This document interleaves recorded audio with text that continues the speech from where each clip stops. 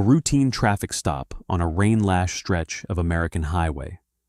A badge worn like armor for arrogance. When a reckless officer draws his weapon on a calm, unarmed black woman, he believes the night belongs to him. He is catastrophically wrong. The woman bleeding onto the asphalt is a highly decorated United States Army colonel, and the storm she is about to unleash will dismantle his life, his department, and every corrupt alliance that ever protected him. Rain slicked the blacktop of U.S. Highway 68 just outside Clarksville, Tennessee, turning the road into a mirror that fractured the intermittent glow of distant streetlights. Evelyn Hayes kept her eyes locked on the center line, the steady metronome of the windshield wipers, the only sound keeping time with her exhaustion. Less than 48 hours earlier, her boots had touched American soil after an 18-month deployment that had carved new lines into her face and left the taste of desert dust in her mouth. At 42, she had given more than half her life to the United States Army, rising through the ranks on quiet competence and an unyielding refusal to break. The silver eagles of a full colonel rode her shoulders when she wore the uniform. Tonight she wore neither rank nor uniform, only a faded gray college sweatshirt and civilian jeans, driving a 10-year-old sedan toward her new billet at Fort Campbell. All she wanted was a hot shower and a bed that did not smell of canvas and cordite. Red and blue lights detonated in her rearview mirror. The siren cut through the storm like a blade. Evelyn checked the speedometer, exactly 45 in a 45 zone. Registration current, insurance paid. Vehicle maintained with the same precision she once demanded of her convoy. Her military training held her heart rate steady. She signaled, decelerated, and guided the car onto the brightly lit shoulder of a closed gas station, choosing the safest ground available for both herself and the approaching officer. The cruiser jerked to a stop behind her, high beams flooding her mirrors. Officer Thomas Decker stepped into the freezing drizzle. His uniform always seemed a size too tight, as if the fabric itself strained against the ego that required constant feeding. In Christian County, he had built a reputation on intimidation and a heavy hand, protected by a police union that had quietly buried 6 excessive force complaints in 3 years. Tonight, the rain had soured his mood, and he was hunting for someone to absorb it. His partner, 23-year-old rookie Brian Miller, climbed out of the passenger side, looking as though he already regretted the decision. 2 months on the job had taught Miller that questioning Decker was the fastest route to professional exile. Decker approached the driver's side with his hand resting casually on the grip of his service weapon, a deliberate intimidation. He rapped the heavy flashlight against the glass. Evelyn lowered the window, both hands visible on the steering wheel. "Good evening, officer," she said. Her voice was calm, modulated, empty of the fear Decker expected. "License and registration." He snapped the words and drove the flashlight beam straight into her eyes. Evelyn squinted, but did not flinch. "May I ask why I was pulled over? I don't need to explain myself to you. License and registration. Now." The smell of stale coffee and stale aggression washed over her. "My wallet is in the leather bag on the passenger seat," she said. "I'm going to reach over with my right hand to retrieve it. Is that acceptable?" Decker scoffed, irritated by the precision of her language. "Just get the damn ID." She shifted carefully, fingers brushing the zipper of the worn duffel that held her civilian identification, her military ID, and a set of classified transfer documents. The cruiser's spotlight shifted, throwing strange shadows across the interior. Something in Decker's face tightened. "I said get the ID," his voice spiked. "I am opening the bag now," Evelyn answered, the firm edge of command she usually reserved for panicked lieutenants in combat zones entering her tone. "Stop moving!" Decker screamed, stepping back and clearing his weapon in one jerky motion. Rookie Miller flinched near the rear bumper. "Tom, what's going on?" "Show me your hands! Show me your hands!" Decker shouted, the barrel of the Glock leveled at Evelyn's head.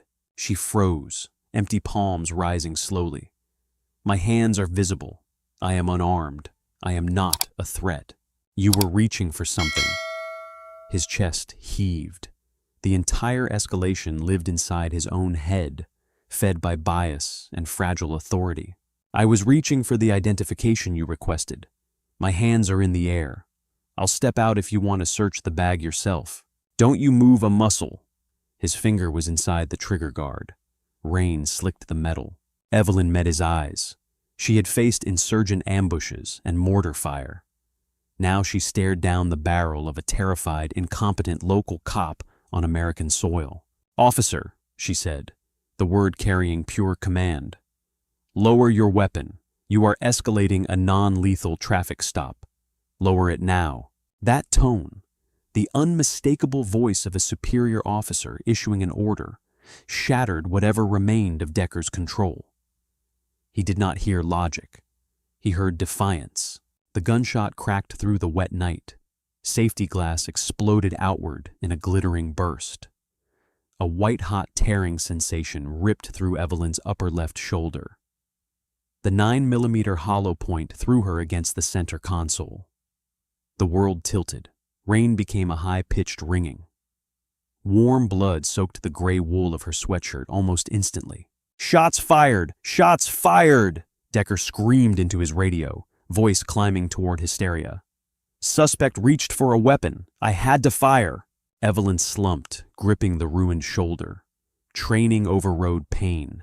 Assess, stop the bleeding, stay conscious. The round had missed heart and lung. She was alive. As shock receded, something colder and far more dangerous settled in its place. Miller sprinted forward, face bloodless. He looked through the shattered window and saw a woman clutching her own shoulder, jaw locked, empty hands. No weapon. She had a gun. She was reaching. Decker paced, already rehearsing the lie that had saved him before. "She said she was getting her ID." Miller yanked the door open and dragged a medical kit free. "Ma'am, stay with me." Evelyn locked eyes with the terrified rookie. "Arterial bleeding," she managed, voice strained but steady. "Apply pressure high and tight." Miller pressed gauze hard against the wound, hands shaking. I'm so sorry, an ambulance is coming." "You don't apologize," Decker barked, hauling the younger man back by the shoulder. "She's a suspect. Secure her hands." "She's bleeding to death, Tom. She doesn't have a gun." Miller shoved his senior officer away with a sudden flash of courage and returned to the wound.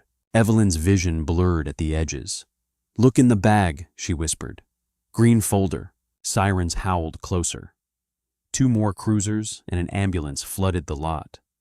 Paramedics shoved officers aside and lifted her onto a gurney. Decker stood by his cruiser and, with a subtle click, switched off his body camera. He pulled Captain Richard Caldwell aside the moment the senior officer arrived. Caldwell was a 20-year veteran who cared more about the department's image and the pension fund than justice. "Routine stop," Decker lied smoothly. "Busted taillight."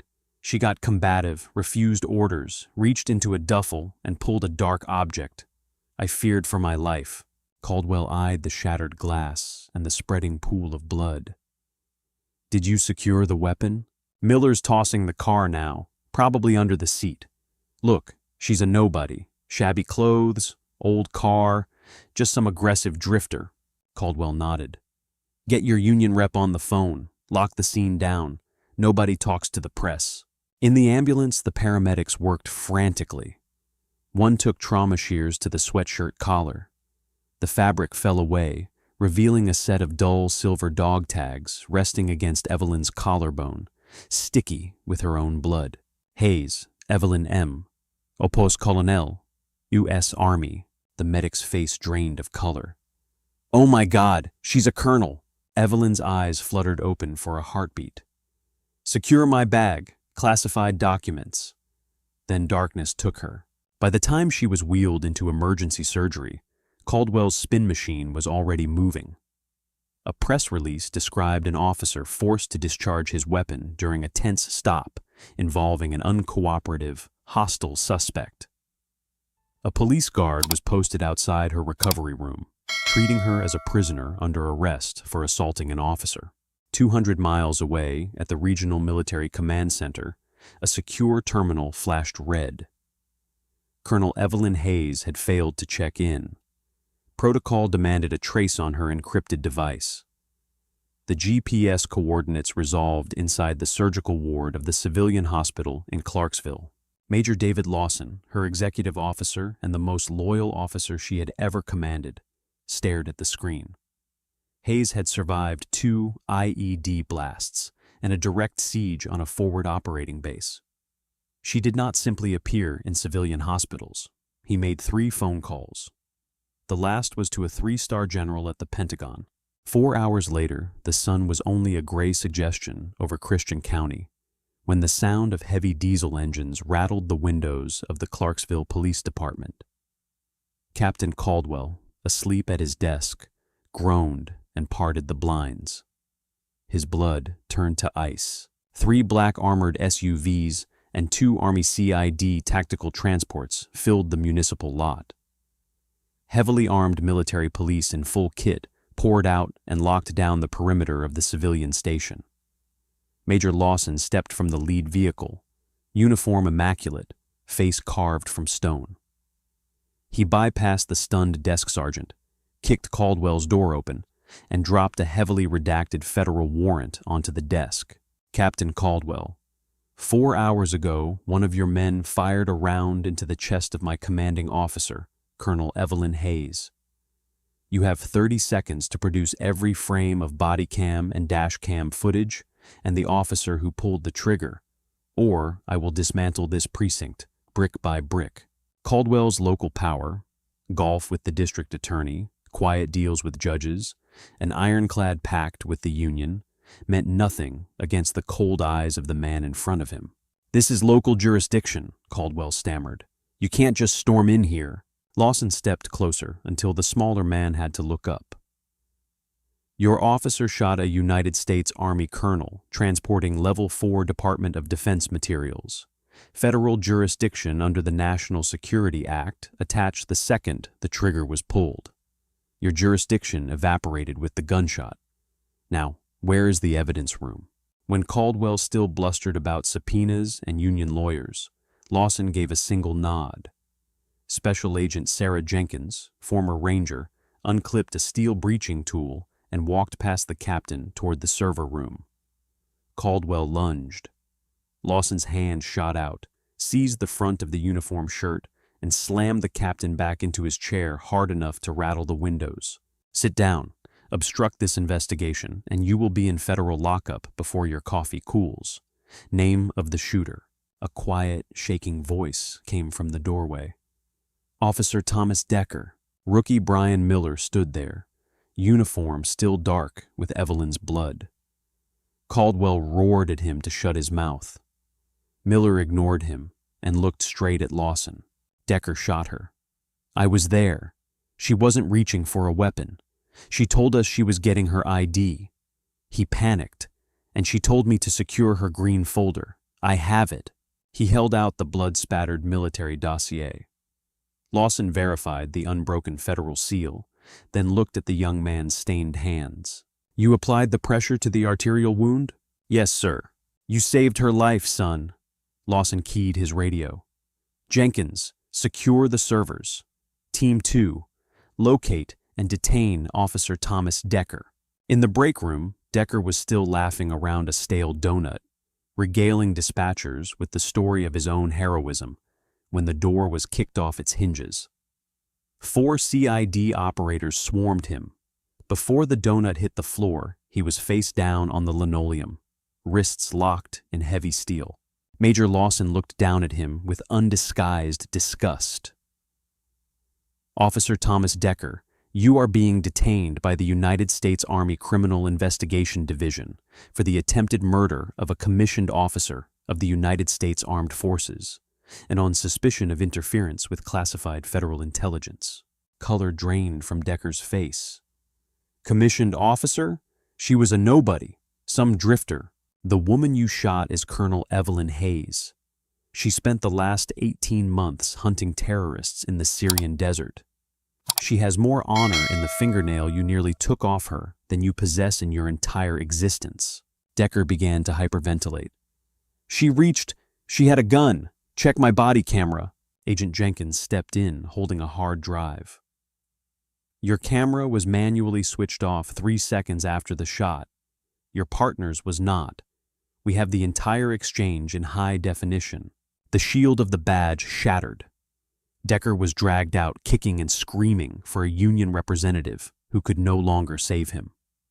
Lawson turned to the rookie. Miller, you're coming with us.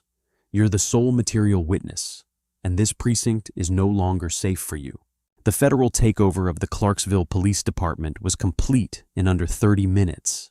Servers seized, evidence room stripped, corrupt leadership humiliated in front of their own people. Karma had not knocked. It had kicked the door in with a steel-toed boot. The first thing Evelyn registered was the steady beep of a heart monitor.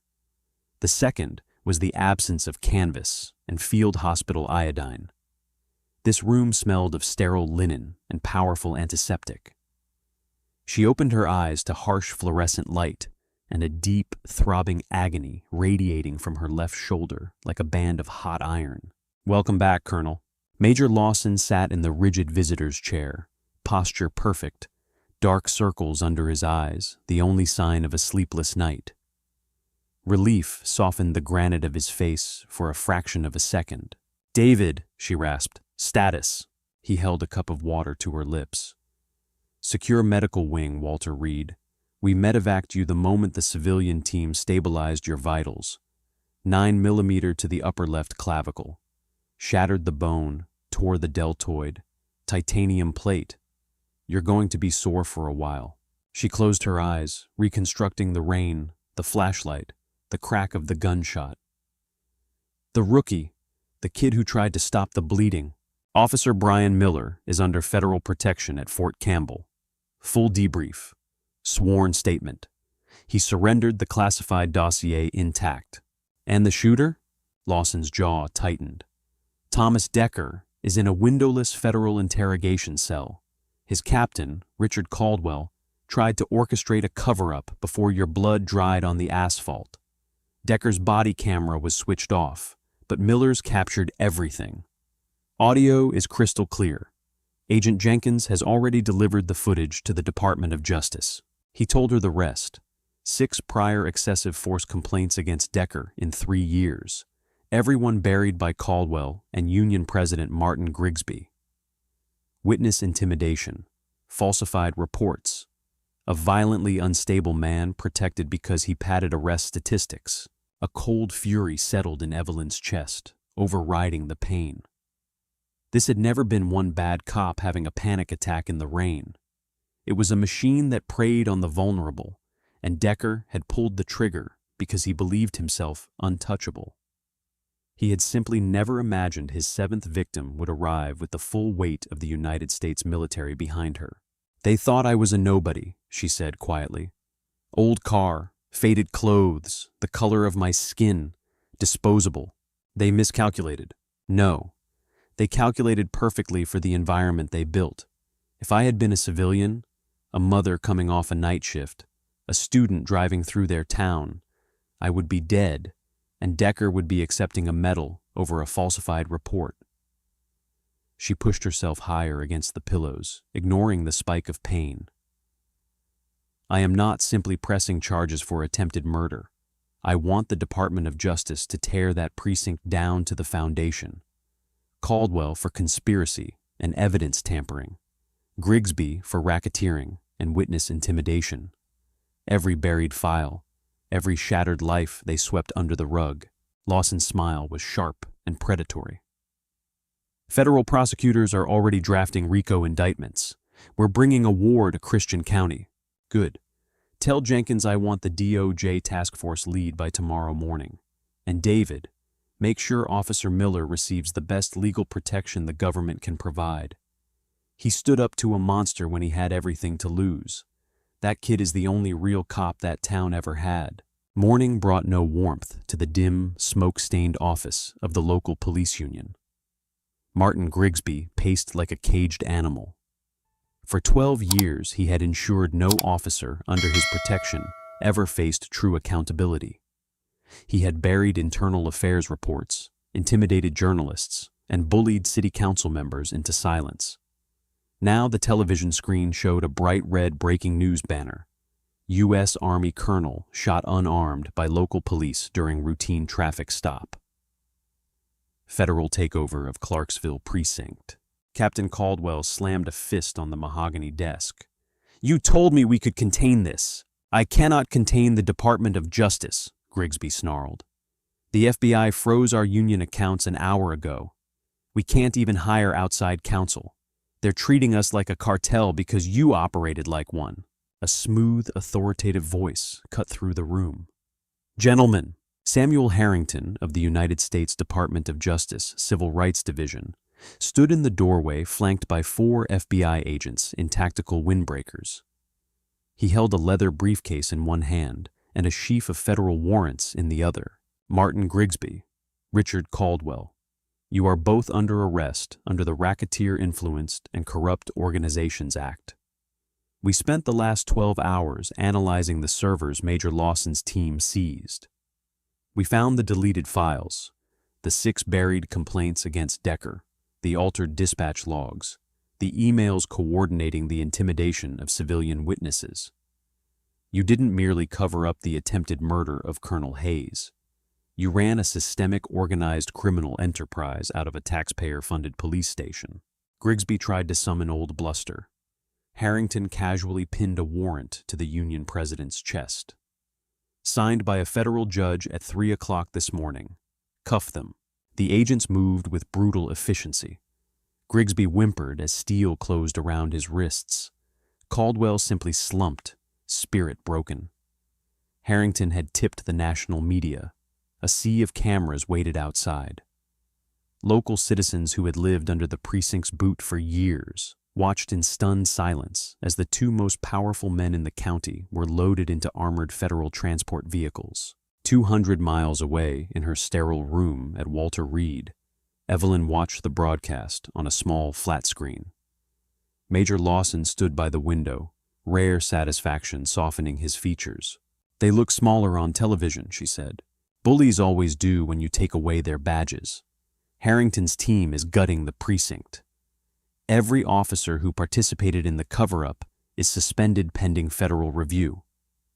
The governor has the state police running patrols until the department can be rebuilt from the ground up.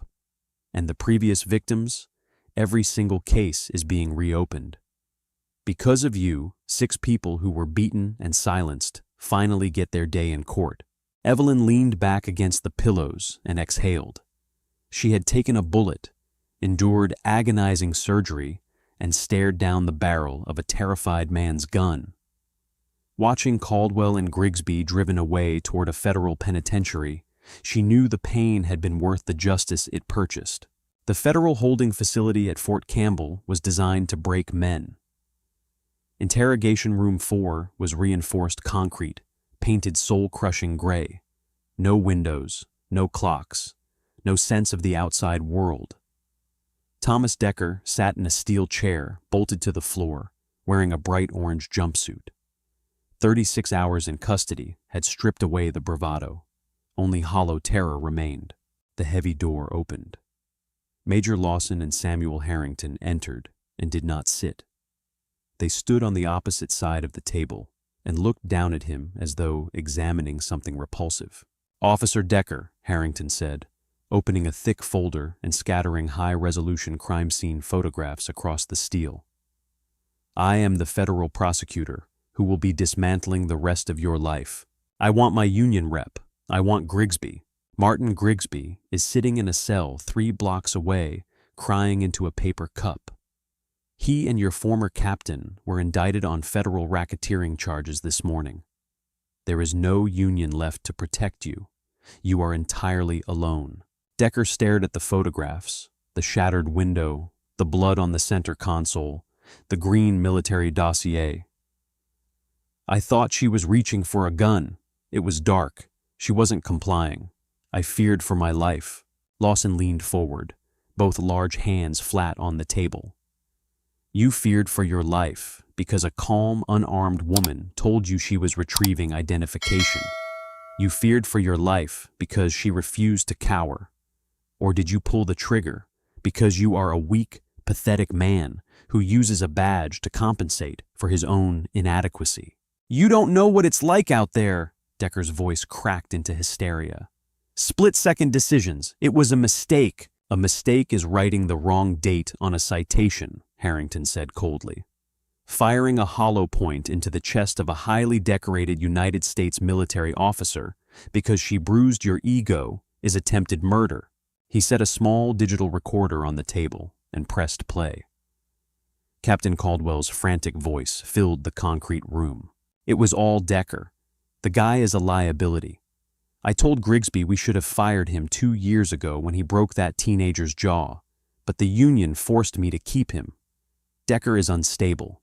Give me immunity and I'll testify he premeditated the violence. He's completely unhinged. Harrington stopped the recording. Decker's mouth hung open.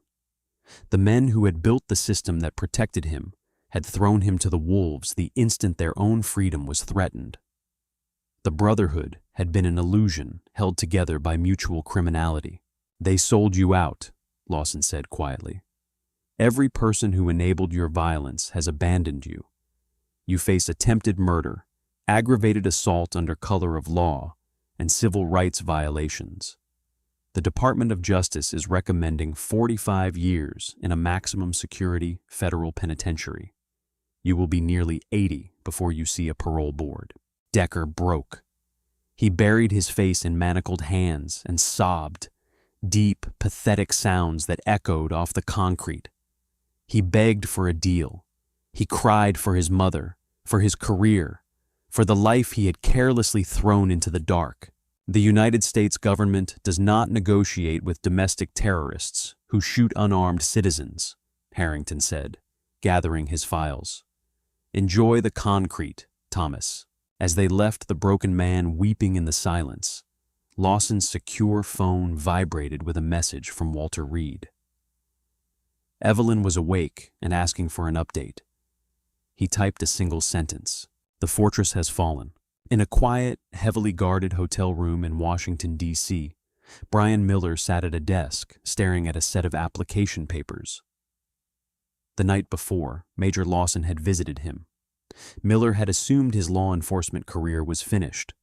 That association with Clarksville would taint him forever.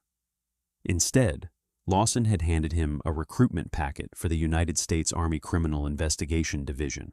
You didn't freeze when the monster bared its teeth, Lawson had said. You applied pressure to the wound and secured the intelligence.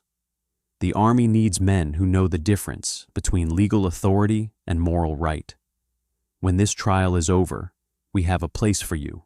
Miller picked up the pen and signed his name at the bottom of the federal application. From the ashes of a deeply broken system, a new path had opened. The same karma that destroyed Thomas Decker had rewarded the one man who chose the truth when a lie would have been easier. The universe had balanced its scales. 6 months later, the crisp autumn wind swept across the Capitol as Colonel Evelyn Hayes climbed the wide granite steps of the United States District Court. She no longer wore the faded civilian clothes of that terrible night. Today she wore the impeccable Army service uniform. Silver eagles gleamed on her shoulders. Her chest was heavy with ribbons that told a lifetime of service, including a new Purple Heart. Her left arm moved a little stiffer than before, the titanium plate a permanent reminder, but her posture was absolute, unbroken, fiercely proud. Major David Lawson walked in perfect step beside her. Behind them came Special Agent Sarah Jenkins and Federal Prosecutor Samuel Harrington. They moved as a single unit through the sea of reporters and flashing cameras gathered to witness the final chapter of the Clarksville saga. Inside the massive courtroom, the air was thick with tension. Thomas Decker sat at the defense table, drowning in an oversized orange jumpsuit that made him look small and insignificant. 6 months in solitary confinement had left his complexion a sickly gray. Beside him, Richard Caldwell and Martin Grigsby, stripped of power and glory, looked like hollow shells. "All rise." Judge Harlan Reeves took the bench, stern gaze sweeping the defendants before settling respectfully on Colonel Hayes. The trial had been swift and devastating. Armed with Miller's body camera footage, Caldwell's cowardly testimony against Decker, and a mountain of decrypted emails proving systemic racketeering, the defense never stood a chance. The jury had deliberated less than 3 hours before returning a unanimous guilty verdict on every count. Today was sentencing. Evelyn had specifically requested to speak. "Colonel Hayes," the judge said, voice softening a fraction, "the court recognizes your right to deliver a victim impact statement. You have the floor." Evelyn stood. The courtroom fell deathly silent. She did not walk to the podium. She remained at her table, squared her shoulders, and locked her eyes on Thomas Decker. He tried to look down, but the weight of her presence forced his gaze upward. "For 18 months, I commanded troops in a hostile theater of war," she began, voice steady and unshakable. "I led soldiers through insurgent ambushes and mortar fire. I watched them bleed to protect the ideals of this country. Yet the closest I ever came to losing my life was on a quiet highway in my own nation, at the hands of a man sworn to protect the people of this republic. You did not pull that trigger because you were in danger, Thomas. You pulled it because you saw a black woman alone on a dark road, and your fragile ego could not tolerate my refusal to cower. You relied on a corrupt system, built by the 2 cowards sitting next to you to shield you from your own inadequacy. That shield is broken. I did not merely survive your bullet. I survived to ensure you can never hide behind a badge again." She turned her uncompromising gaze on Caldwell and Grigsby. "Your corruption thrived in the dark, feeding on the silence of the vulnerable. You thought yourselves untouchable kings. You forgot there are still people who keep the oaths they swear." She faced the judge once more. "Your Honor, I ask that these men be sentenced not only for what they did to me, but for the countless innocent citizens they terrorized and silenced before I arrived. They broke the public trust. Let their punishment stand as the ultimate reminder that no badge is heavier than the law." She sat. Absolute silence held the room. Judge Reeves adjusted his glasses and looked at the defendants with undisguised disgust. "Thomas Decker, for the egregious crimes of attempted murder, aggravated assault, and civil rights violations under color of law, I sentence you to 45 years in federal prison without the possibility of parole." Decker let out a choked sob and buried his face in manacled hands as his life officially ended. Richard Caldwell, Martin Grigsby, for racketeering, conspiracy, evidence tampering, and the systemic deprivation of civil rights, I sentence you both to 25 years in a maximum security federal penitentiary. The gavel fell with a definitive crack that echoed like a gunshot. Only this time, it was the sound of justice. U.S. Marshals moved in and hauled the broken men from the courtroom. Their era of terror was permanently over. Outside, autumn sunlight poured across the steps. Evelyn drew a deep breath of the crisp air and felt a hard-earned sense of closure settle over her. Christian County was already healing. The Department of Justice had dissolved the old precinct and established a federally monitored force. The 6 previous victims of Decker's violence had received civil settlements, their records cleared, their voices finally heard. Major Lawson stepped up beside her, offering a rare, genuine smile. "It's finished, Colonel. The transport is waiting. Your promotion ceremony to Brigadier General is in 2 weeks, and the Pentagon wants you rested." "I'm ready, David." As they walked toward the waiting black vehicle, a young man in a crisp military uniform jogged up and snapped a perfect salute. Brian Miller. He looked healthier, sharper, filled with purpose. After graduating the Army CID program at the top of his class, the uniform suited him. Evelyn returned the salute. "Agent Miller, it suits you." "Thank you, ma'am. I wanted to thank you for everything. You saved my life, Brian. And you chose the truth when a lie was easier. That is what makes a real soldier. Make us proud." "I will, General," he promised. Evelyn turned and walked toward the vehicle, head held high. A routine traffic stop had tried to break her. Instead, it had only proven what she already knew. True power does not come from a gun or a badge. It comes from an unbreakable spirit, a commitment to truth, and the unwavering courage to stand in the storm until the darkness itself finally breaks. As the car pulled away from the courthouse, the scales of justice rested perfectly, beautifully balanced once again.